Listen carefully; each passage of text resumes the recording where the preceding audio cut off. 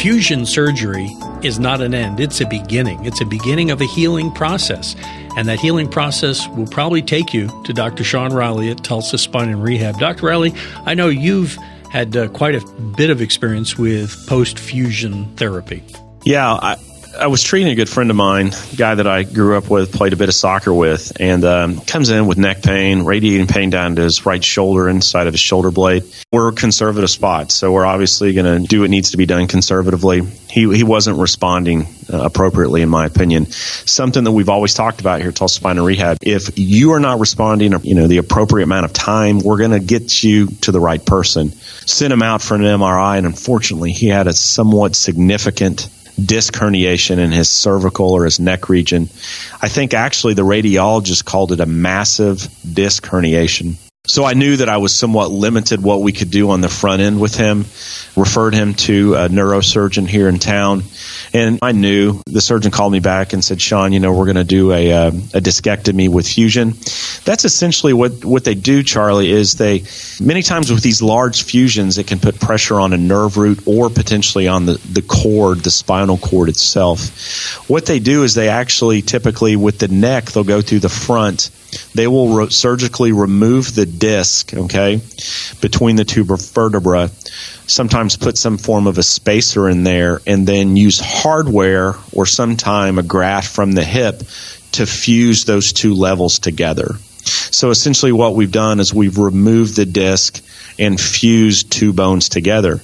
And many times that resolves the current complaints, hopefully. He had marked radiating pain into his arm with a little bit of weakness. And when you develop that much pressure on the cord and the nerves, you can develop those types of symptoms. Unfortunately, what happens, you can imagine mechanically, if you had taken an area that moves relatively easily and you just essentially take the movement out of it with hardware, you could have problems down the line. Obviously, I believe in surgery.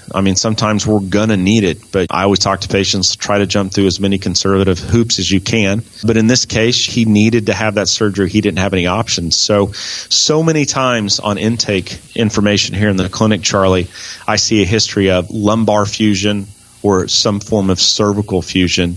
And patients will continue with some form of neck or back pain.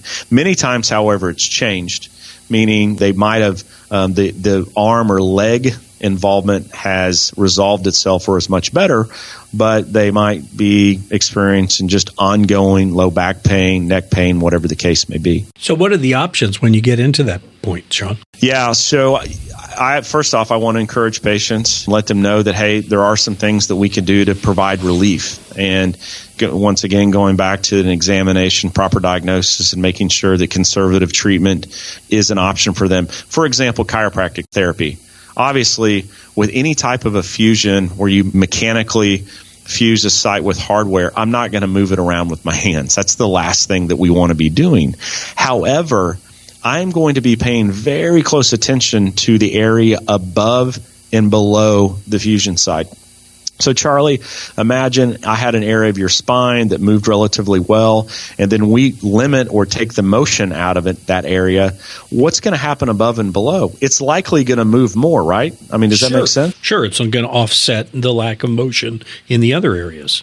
Right. So that's one of the things that we really need to watch out for in these fusion cases is that they have the potential to develop problems above and below the fusion site. For instance, the neck. We talked about a neck fusion. Let's say it's C5, C6. That's an area very low in the neck. So 1 is up high by the base of your skull, and 7 is down there kind of towards your upper back. So in these 5-6 fusion cases, I'm really going to pay attention to the mid-thoracic spine area. And that is the area below the neck, that kind of between your shoulder blades. I want to make sure that area has proper mechanics, proper function, proper movement. Are we stable above the fusion site? There can be, if indicated, a little bit of chiropractic therapy involved in these types of cases. Obviously, stabilization, home exercise. I work with a handful of neurosurgeons here in town, and I see a lot of their post-lumbar fusion patients. So those are the patients that have been fused in the lumbar. And what we've experienced here in the clinic is that SI joint or sacroiliac, those are the joints there kind of on your pelvis. mobilizing and maintaining those SI joints have been a good treatment option for those lumbar fusion patients. So that is something that we're able to do for the low back patient. Clinical massage therapy, have they started getting a little tight or overactive in the hip flexor or maybe another muscle group? I think manually there's some things that we could do.